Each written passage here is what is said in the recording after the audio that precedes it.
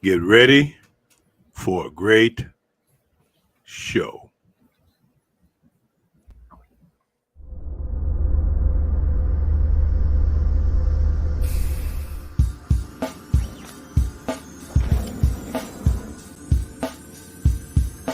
Black space is a place for us. Real people with real issues.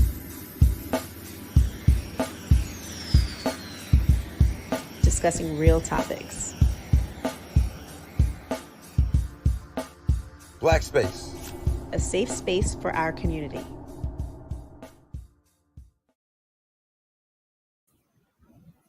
Hello, I'm George Middleton, your host this evening on this podcast episode of Black Space Live. For the topic of our discussion today, we are going to examine the question, are guns the great equalizer in America? Before we get started, I would like to briefly take some time to encourage you to like, subscribe, and share this podcast. In other words, guys, I want you to say this with me. In other words, don't be selfish with this content. Share the love. You can catch Black Space Live on YouTube, Instagram, Twitter, Twitch, and Spotify. And you can catch us on Anchor FM, Podcast Addict, Apple Podcasts, Google Podcasts, Amazon Radio, and iHeartRadio. I'm not going to bother introducing you to these studded star panelists. I'm just going to let them just jump in and greet you and say whatever is on their mind, beginning with the great Lamar Finley. I am Lamar Finley, affectionately known as Penny, coming to y'all from the great state of Florida. We'll stick with the great state of Florida. That's almost another podcast discussion right there. Oh my God, that should be soon. Great state of Florida, in the midst of a very interesting fight. We'll just leave it there. Black pilot extraordinaire, and newlywed. Yes.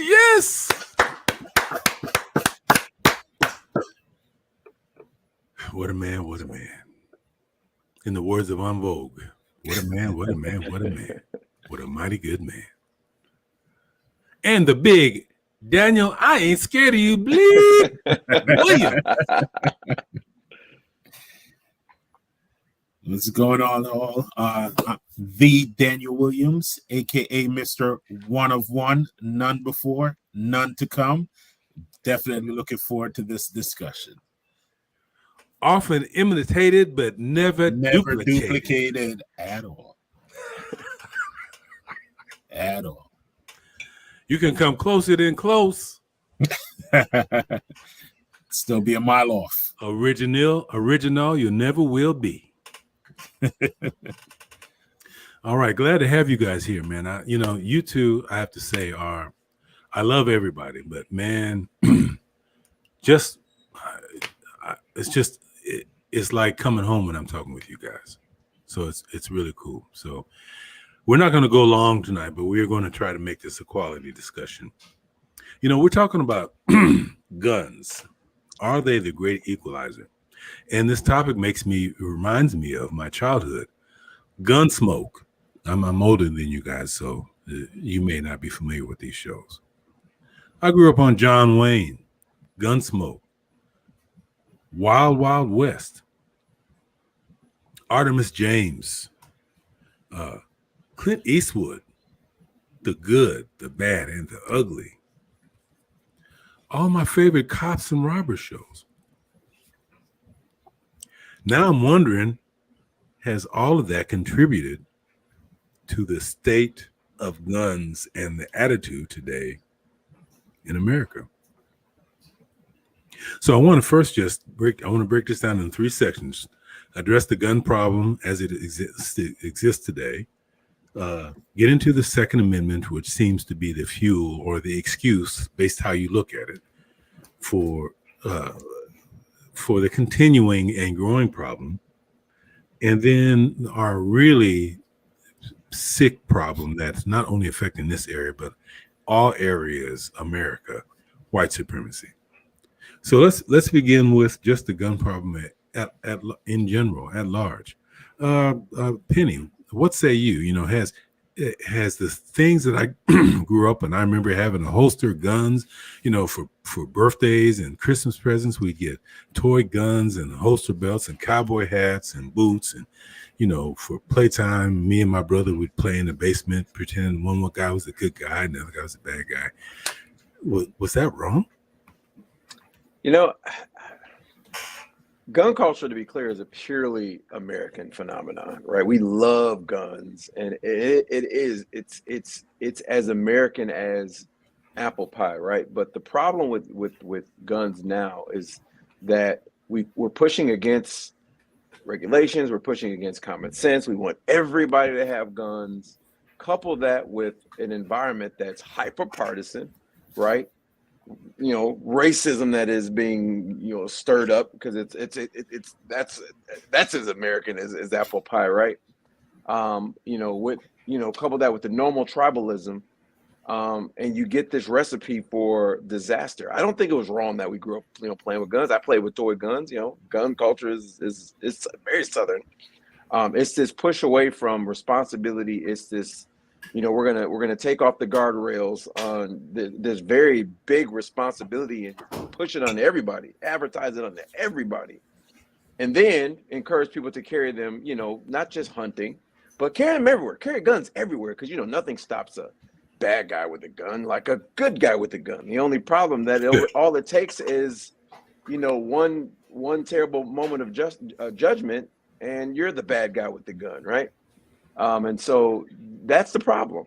You know, that's the problem. And, you know, dare I say it, we're past the point of no return.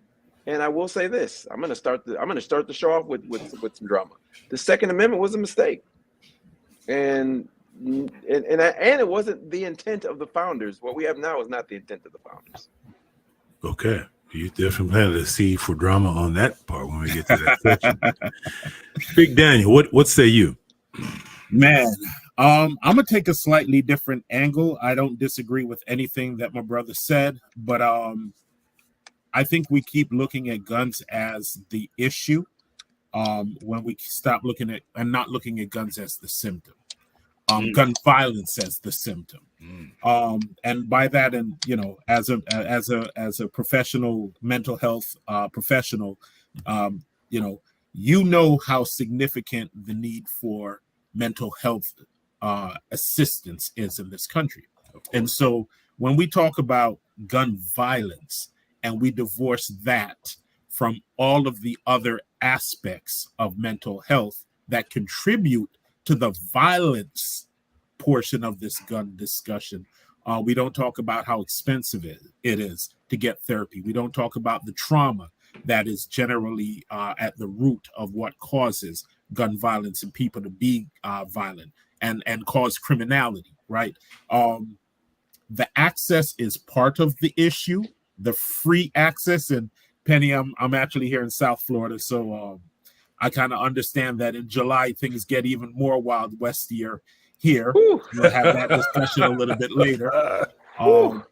But it's not just an issue of access. It's an issue of access by people who are actually extremely, extremely angry, right? There are a lot of angry people out there that are really on the edge. They're afraid. And this fear, largely driven by partisan politics and a 24-hour news cycle, combined with easy access, combined with the difficulty in actually getting the therapy that's necessary, combined to have this issue where it's not just possession and access, but it's also that the ease of access by people that probably shouldn't have it. That's one aspect of it. I won't go as far as to say the Second Amendment is a mistake. I will go as far as to say that they literally have no idea what they're talking about, because if you were to quote the Second Amendment, it literally says in it, well-regulated militia, not every single individual citizen with zero accountability. And so it's one thing to say, well, you stand for the Second Amendment, but then if you don't even understand that the words in the Second Amendment, well-regulated, are actually words in the amendment, and now you want to get rid of regulations because of the amendment, it speaks to a lack of to a cognitive dissonance. What you really want is not driven by the piece of paper that you say that you support. It's really driven once again by identity politics, and that fear baiting that they've really been using for generations, and it's really coming to a head now. Well done. Well said. Often in these discussions, it is very tunnel focused. It's just one lane of consideration. And this is, as Penny said, this is a culture. So culture automatically implies the way we think and the way we believe. But often when you hear these unfortunate and unproductive debates, it's a one-lane discussion. Getting exactly to what Penny said, and since he did the pre-segue, we might as well go ahead and segue into that. They're using this Second Amendment in a way that forces everybody into this one-lane discussion, rather than addressing the holistic aspect to which Daniel eloquently and accurately stated. So, Penny, let's deal with your drama-filled statement here, your assertion that the Second Amendment was a mistake. Yeah. So, looking at the Constitution as a whole, there are many errors, right? That's why it has so many amendments, right? What is it, 28 amendments? And, there were a lot of mistakes. And, this is one of them, just like the Great Compromise was a mistake, right? And so they had to amend that. The Second Amendment was a mistake, and they've redefined what it means. And now it's this idea that, because it's an inalienable right, you cannot infringe on that right? You cannot regulate it. Regulations gets in my right to own, to my God-given right to a gun.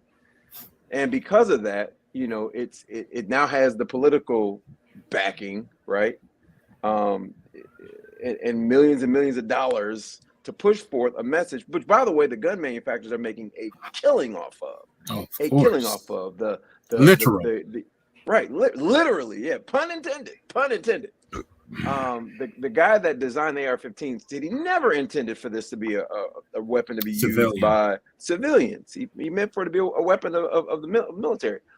And they pushed it. Now it's one of the most popular selling pieces of a weapon out there, and it's unfortunate, right? And it's taken us down a path of no return. And how can you argue? How can you argue with someone that says, but the Constitution says, right? Remember, Dr. King used the Constitution very eloquently to tell America they were doing it wrong. And you made this great promise. And so Second Amendment folks are saying, hey, we have this great promise, right? This right given to us in that document, in the founding document. How can you argue that?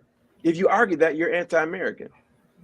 And so that's why I said it's a mistake. It needs to be amended, if not outright struck down, in order for us to at least take a step backwards, because the idea of moving in the direction of regulation, it's a non-starter with Americans. And here's the thing, that's bipartisan. There are NRA or gun carrying Democrats that feel the same way as though they do on the Republican side of the aisle.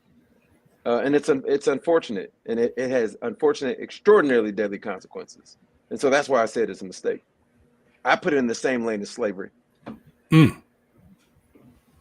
Daniel, what's your perspective on his assertion that the Second Amendment was a mistake?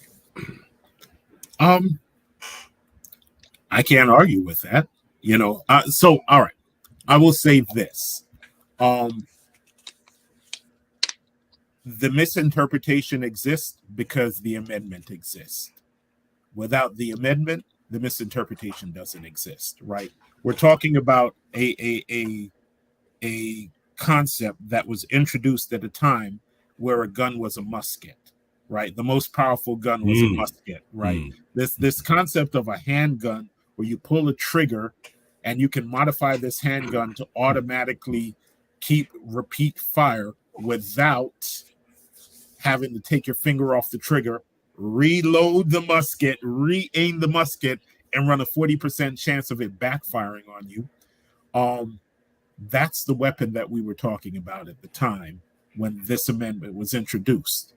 And I believe that if the founding fathers, bastards and crooks that they were at the time, but it is what it is. Don't hold back, brother. Don't hold back. No. If we're going to have this discussion, we're going to have this discussion. 19 of the founders that signed the Declaration of Independence owned slaves. So, I mean, if we're going to let those people speak on it, we have to talk about the fact keep it that real. That's all 100% real. Keep we have to talk about the fact that what they created at the time it was created is no longer contextual to modern day times. I will also point out that mass shootings actually went down when Reagan introduced the assault weapon ban. And so for the period of time of the assault weapon ban, mass shootings actually went down and then increased multiple times exponentially once that ban expired. And the challenge that he had is, even as a Republican president, as a conservative president, he could not make that assault weapon ban permanent. He had to sunset it when he proposed it for law. That's never spoken about. We never talk about that. It's Ronald Reagan is the grand saint of the conservative Republican Party, and nobody ever talks about the fact now. And this is why I go back also to talking about the same gentleman who banned assault weapons at the time also cut funding for a lot of mental health organizations in the 80s. And so now you look at the fact that you're starting to treat, and this all gets connected, right? You start to treat drug addicts as criminals while you never deal with the underlying trauma that caused them to become drug addicts in the first place. You institutionalize them and criminalize them. And then when they come back to the streets, they're still not treated for the original trauma, plus the additional trauma of being incarcerated that's stacked upon that.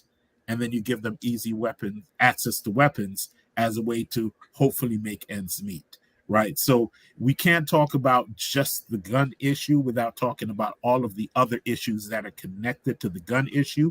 And like Penny said, if we're going to talk about this particular amendment, it probably is as egregious. The way it has been interpreted is almost as egregious, if not more so. Almost. I won't go as far. Almost as egregious as the 3/5 compromise. Question.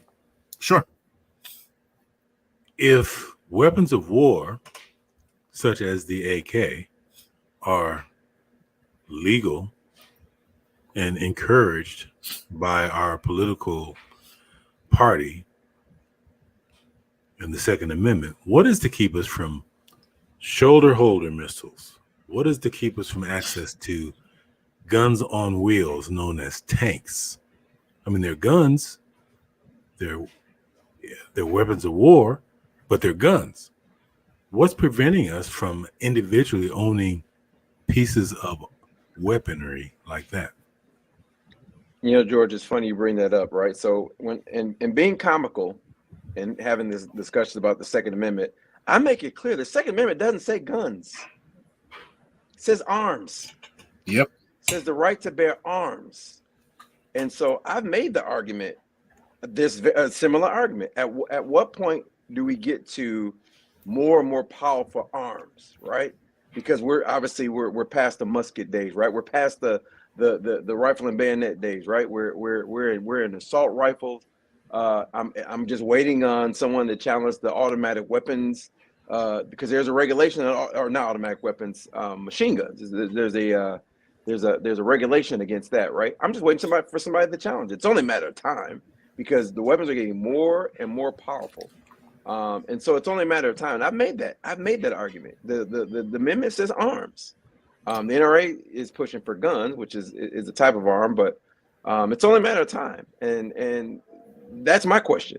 You know, uh, when do we get to the when do we fall off that cliff? I mean, I think that we've already jumped off the cliff, and we're free falling. But you know, when I think it's only a matter of time before somebody challenges the machine gun regulation So under the guise of the Second Amendment.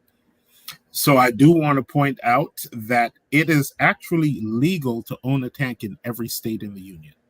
Tell me more. The provision that the tank has to be decommissioned, which makes it difficult for you to find armaments or weapon. Sorry, bullets. It's not bullets for the tank. But you know, there's a workaround for that. There always works. Absolutely. So the caveat is that they have to be vintage and non-functional. That is the word that is put on. But I think potato. A few years back, there was a situation where a guy got a hold of a tank and went on a rampage. That's right. Didn't have the weaponry, but you can't stop a tank. No, you can't. You can't stop a tank with a regular police car. But if someone wants to get that, and can you imagine today's conservative party railing against owning a tank if it serves the NRA's mission? It ultimately comes back to how it is messaged, and we cannot. And I know we want to save this for a little bit later, but I'd be damned. We cannot divorce why the NRA exists from the concept of race and fear. So that's the segue. Let's move into that. Thank you, Daniel. Bring that up. Tell us your perspective. It has always become, and you know, Penny started off earlier talking about how he's from the South and how gun culture is a part of the South. In the North, it's more amongst the criminals, right? And we're supposed to depend on law enforcement to protect us from them. In the South, everybody who doesn't look like one is part of them.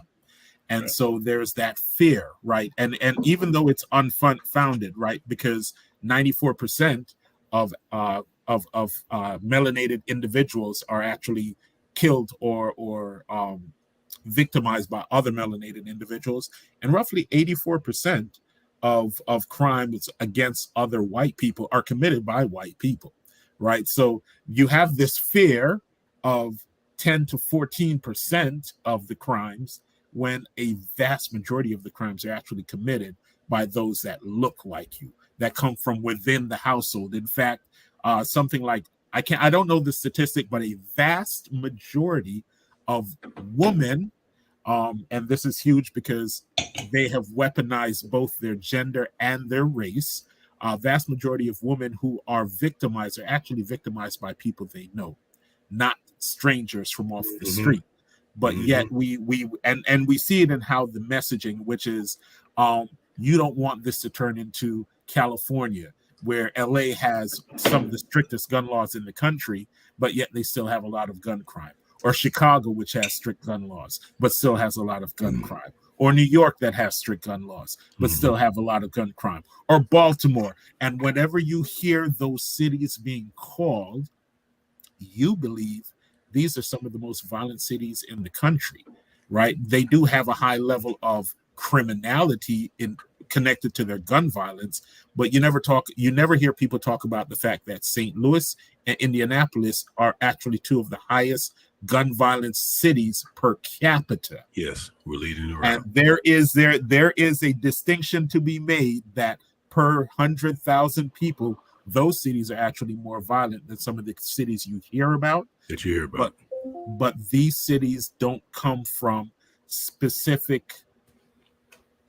These cities don't represent a section. It doesn't represent who you're messaging to. It represents who you're messaging against. And guns are just how you protect yourself against them. Is there a correlation? Is there a correlation between red states and level of gun violence? No. Actually, I'm glad. I want to jump in. Dan, you were naming all those places. There's one place that you forgot that is usually in top 3.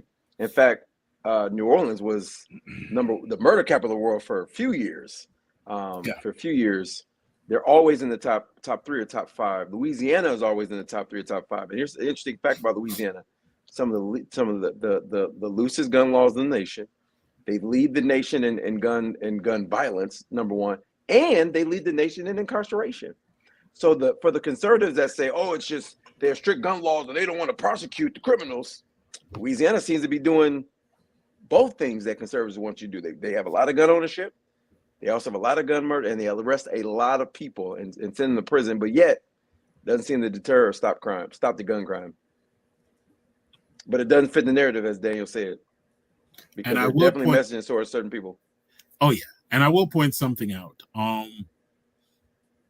We keep this discussion keeps being had at a political level, where we divorce it from where we are right now, talking about the racial element, but also the economic element.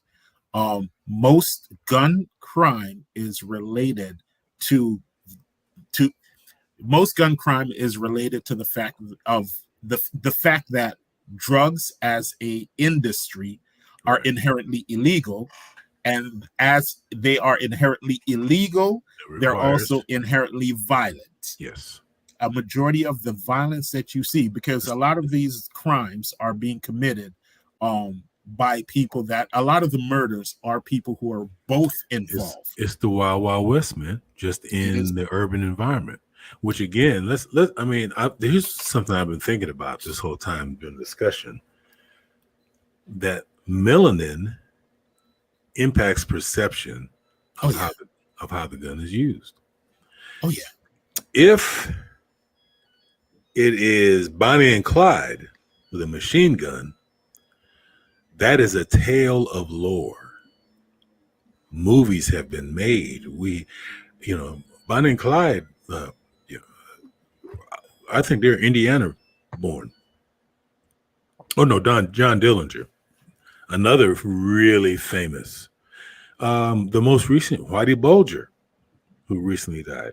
I mean, a known hitman, but he's spoken of in terms of almost reverence, like a superhero.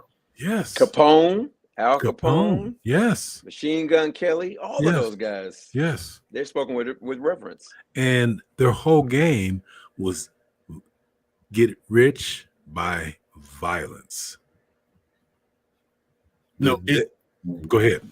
I want to clear that up. It's stay rich by violence. You got rich by illicit activities, but you kept what you had through violence. Wow. And that aspect is not, once you change the melanin on that, it goes to the urban, same dynamics, same motivations, same reasons, same rationale, same level of intellect, because make no mistake, just because a person is violent does not mean they're not intelligent. Oh no. It takes intelligence to be violent in a successful way.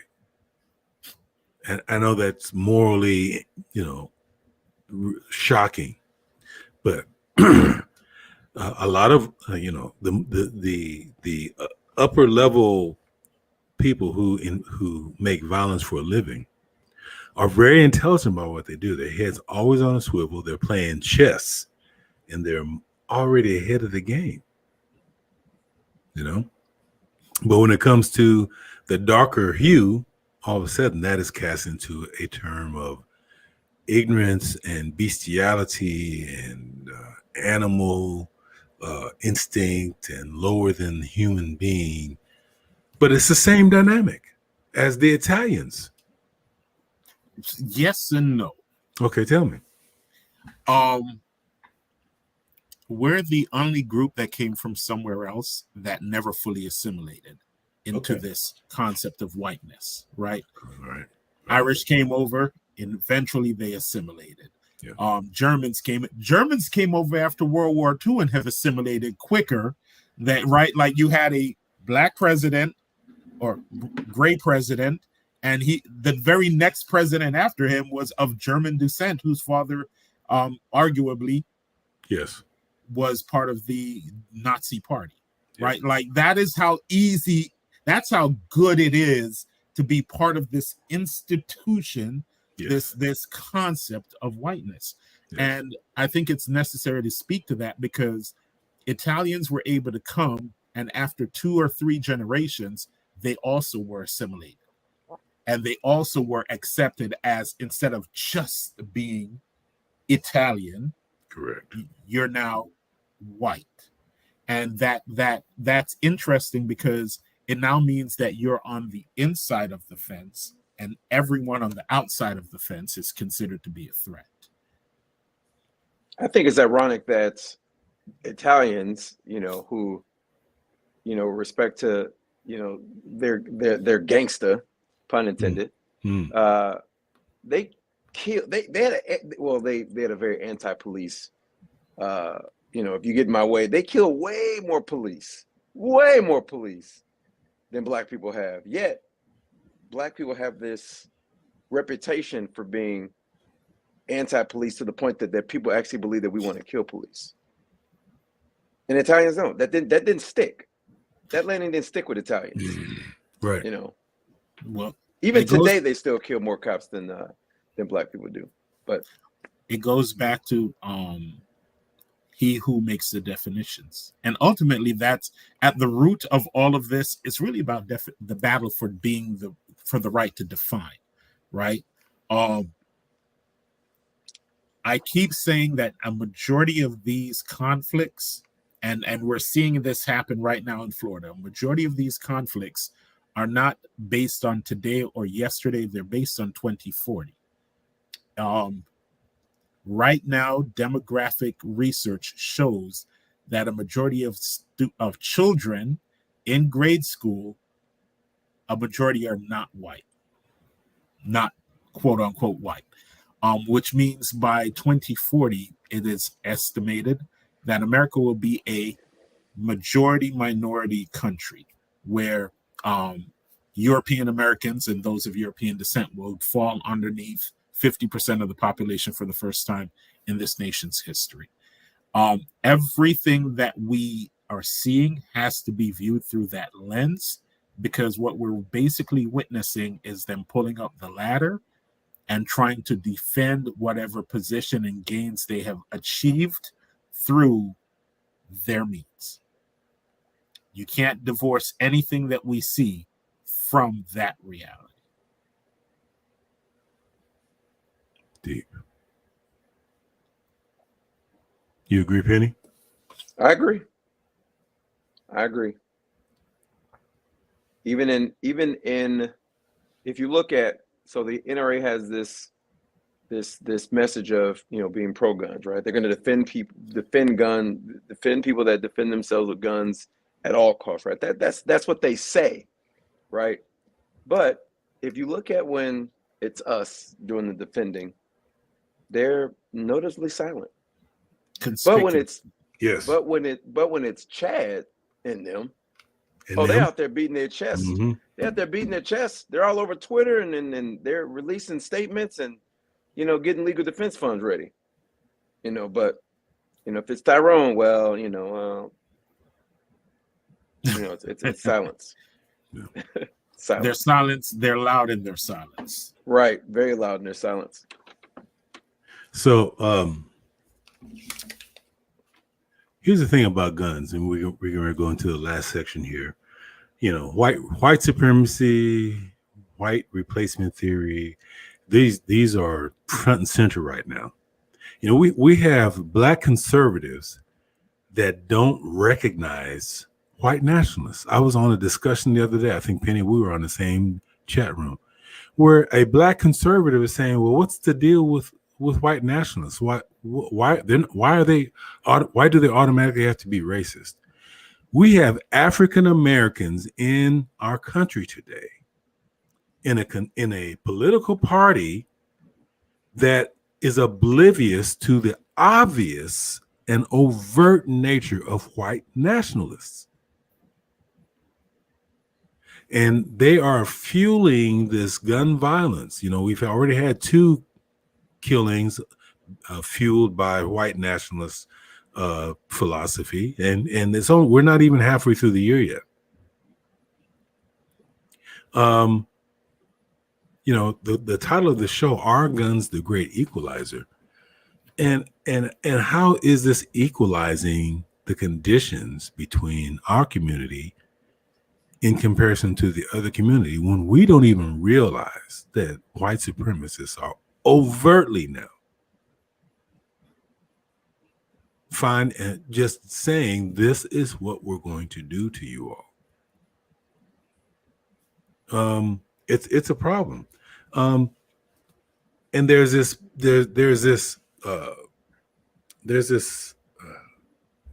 mindset that I was speaking with my producer, and this was a great line, that guns make everything better. You know, you got a problem, get a gun.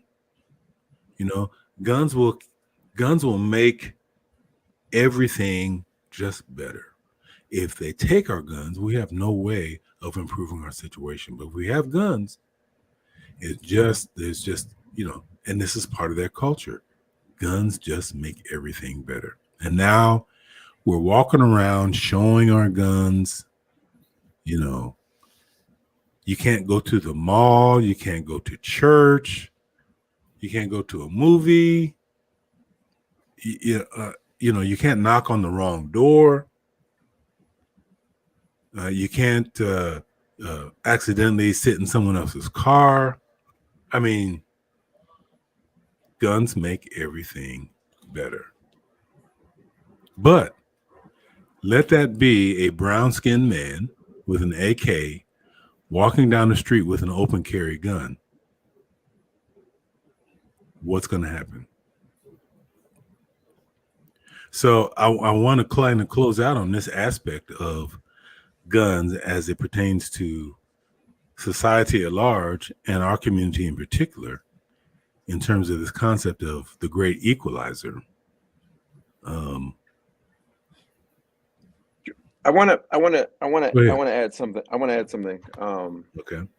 You know, with respect to, you know, to guns. There was an incident here in Florida. This is recent. I want to say it was earlier this year or last year, in which it was a road rage incident. It was a white woman.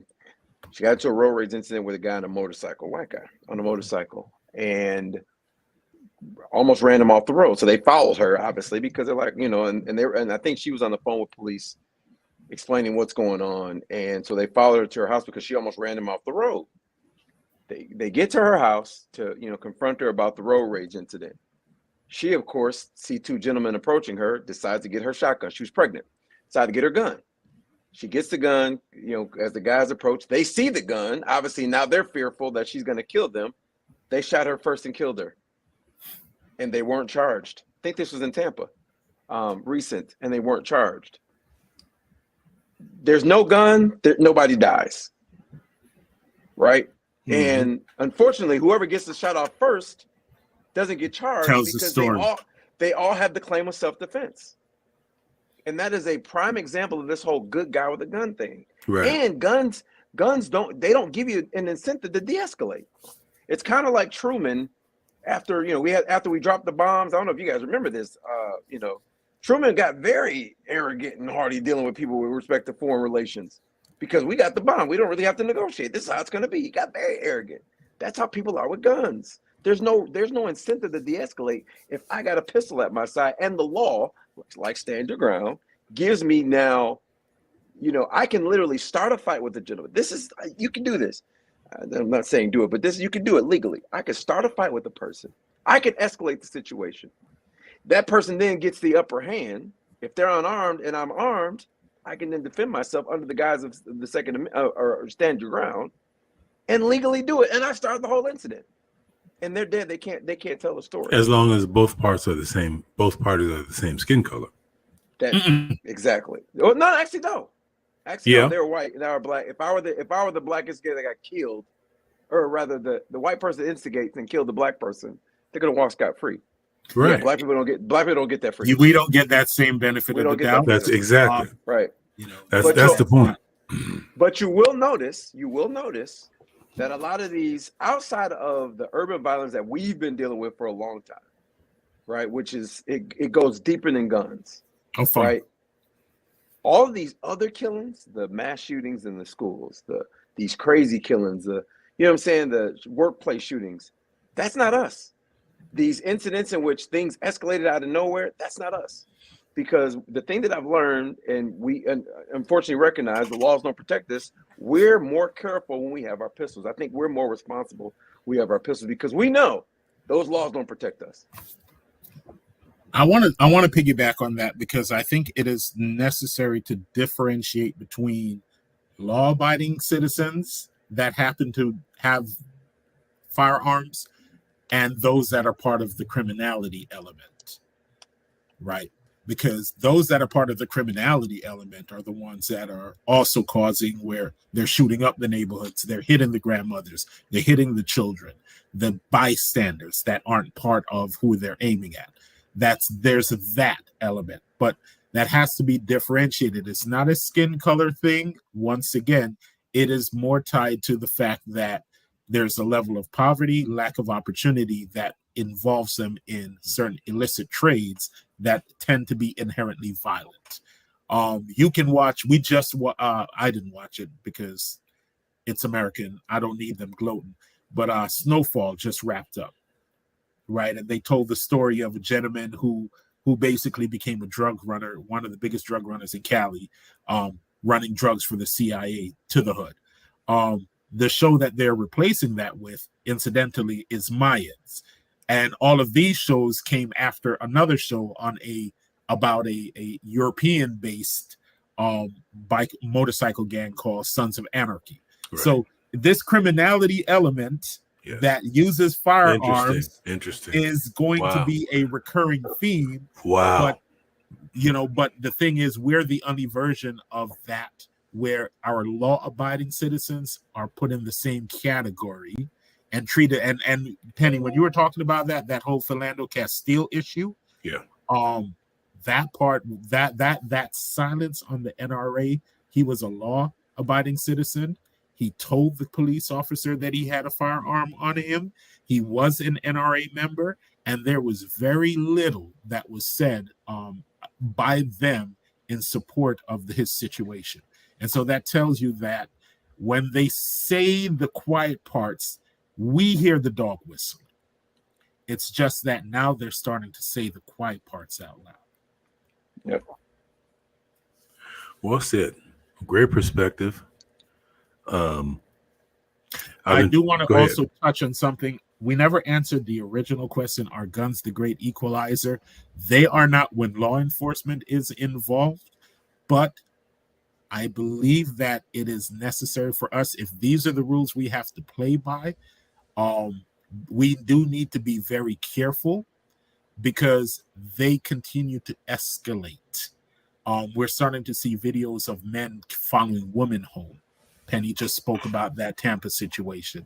And even though she had a weapon, it still didn't protect her. And who knows what would have happened if she hadn't had a weapon and they had weapons. And so I do think it's necessary that at the very least, we should consider making sure that we equalize the playing field. I hate to say it this way, but there is a situation where being judged by 12 is probably better than being guaranteed to be carried by 6. We are following back to the days of Jim Crow, where you could be shot simply for not yielding or for whistling at. And this is relevant because they just the lady who ultimately murdered Emmett Till, she just passed away peacefully. Wow. May her soul rot in hell.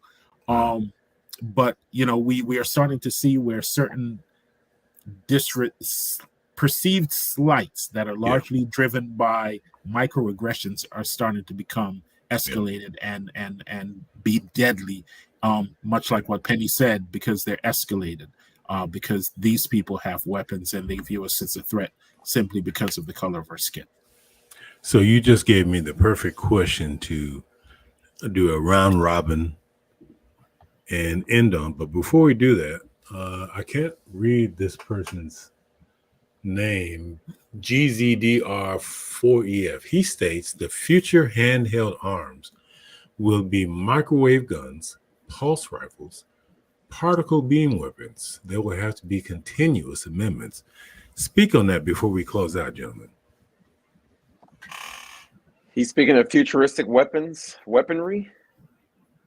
And I don't think that we'll have to have further amendments because, again, the amendment doesn't say guns, it says arms.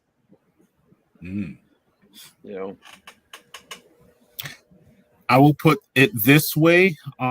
If you are melanated in this country, you have a 2.4 increased chance.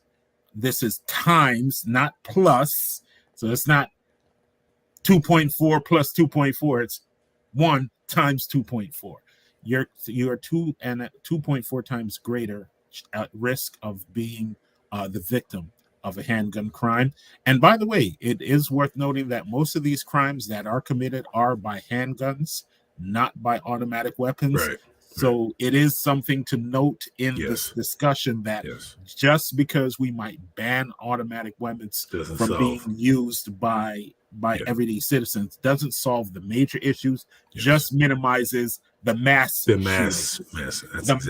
shootings. Right. But the everyday criminality still is committed largely by handguns. You know, killing is killing. Killing is killing. Death is death. You know, this black on black crap, this white on white, that we never say white on white. We never say that. But it's all, you know, then crime is a dog whistle for black. You know, and people don't realize that white collar crime contributes to those lower levels. That's a whole nother session. And so we're going to have to. And so they want to focus on crime in the streets. But if you really want to be preventive and effective in addressing crime in the streets, address the crime in the corporate mansions. But that sounds too much like socialism. You know what I'm saying? So here's socialism. Horrors. Dun dun dun. So here's the round robin. In order of priority, we're dealing with guns. And what I want you all to do, beginning with Penny, is we have the concern of the country,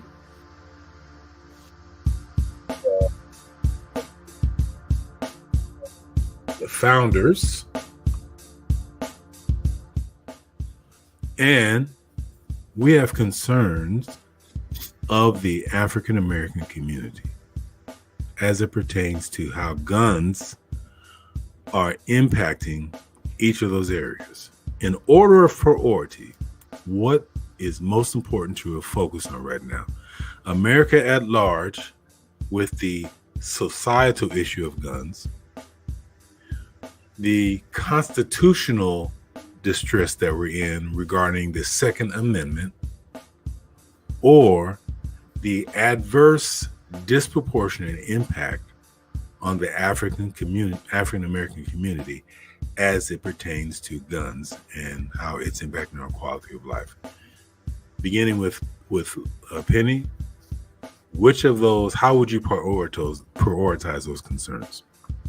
My blackness, of course, would want me to prioritize the impact on my community first. But this culture, whenever what's the saying? America has the cold, black people got the flu. And so I think that, you know, that's the first priority, this whole gun culture in America, which I think, unfortunately, will only leak into our community and make it worse. And so if we don't address that ailment, it's only going to get worse for us. So I put that number one, us number two, and then the founders number three. I think that we have a fire. You know, obviously you can talk about, and I always give the homeless example or the Hunger Man example. We can talk about food deserts. We can talk about, you know, access to food, but the man's hungry now. We need to deal with that right now. Let's deal with the hunger right now. Let's deal with the issue, the societal issue right now. Then deal with our community, and then, you know, worry about, you know, the founders in that order. That's my answer. Okay, Daniel. I guess it's on me. I'm actually going to go different. I will go community first, and the reason I go community first is if we're too busy pointing at each other and being our own worst enemy, we don't have time to truly combat the true enemy. And I don't mean enemy as in anyone who has a different skin color. I mean anyone who hates my community to the point that they would seek to put violence on us. My enemy is somebody who declares themselves an enemy first, and I'm simply reacting to that declaration of war. And so I think I start community first. The nation at large, we definitely have to look at what the trauma is. And the trauma is driving a lot of the sensationalized crime, but we don't talk nearly enough about how 24-hour news cycle, especially the hyper partisan, like it's to the point where Fox News is not partisan enough. You go even further to the right, and the further to the right you go, the more you hear the more they say the quiet part out loud, to the point of they don't just say criminals, they actually say what they mean. And then I think that's when you start once you deal with those two, then you can start dealing with policy. But you can't deal with policy when 50% of the policymakers represent roughly 40% of the population who feels a certain way. Well done. Well said. Well, how would I follow up on that?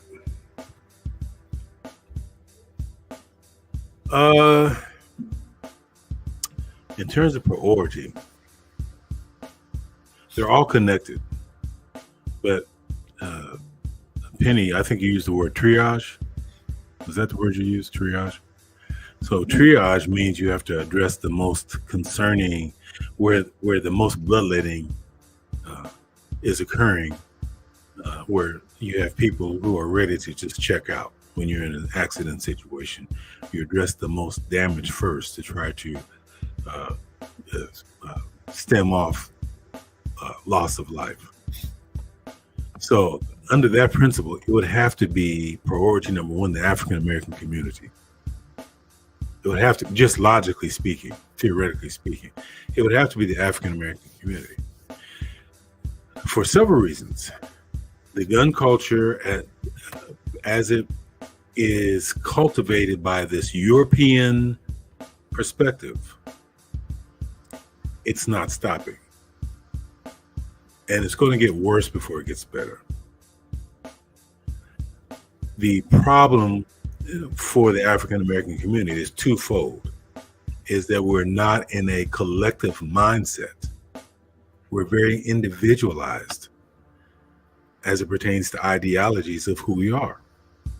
Because, and this is pertaining to my other platform, so I won't go into the weeds of it, but the fact that we identify under the Europeans' label of identity is our first problem. It makes us vulnerable to anything else the European wants us to believe and think. So we will unfortunately advocate against our own best interests. So not only for us is the problem guns, the problem is our mindset.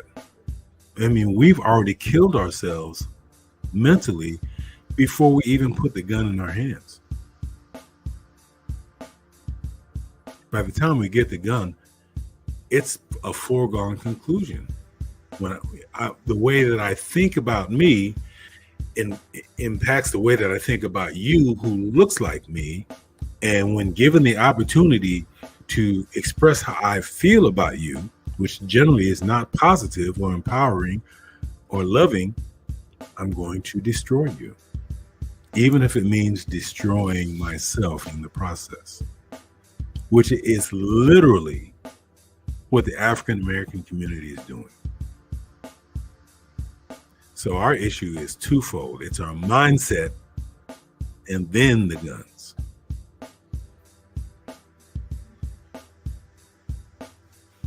I don't know if that made any sense or not. we're about to get a bunch of thumbs down for this one. Yeah. So, Penny, as usual, congratulations, brother. Thank you. You've opened up a new chapter of your life. And we're exceedingly proud of you. Always impressed with you. Your wife is the luckiest woman in the world. Ladies, you missed your chance. He is off the market. And there's none to come behind him. There's gonna be a lot of women jumping out of the high rises tonight, dog.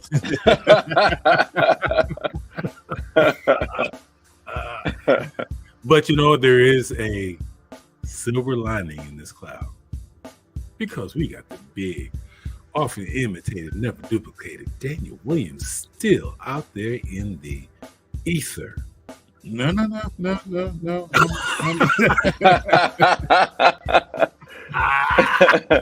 I'm not as far along as my boy Penny is, but I'm on the sidelines. I coach these. I coach these things. Don't get me in trouble. Don't got me telling any lies. I coach now. Woo. Okay. Well, that's gonna be another podcast. Indeed. Yes. You guys have been great, and I always enjoy your company. Happy pre-Friday. Make it a great weekend. Penny, we know you got work to do when you get off the podcast. Yes, sir. Yes, sir. So to everybody else, have a great week. And until the next time we meet, we'll see you in the black space.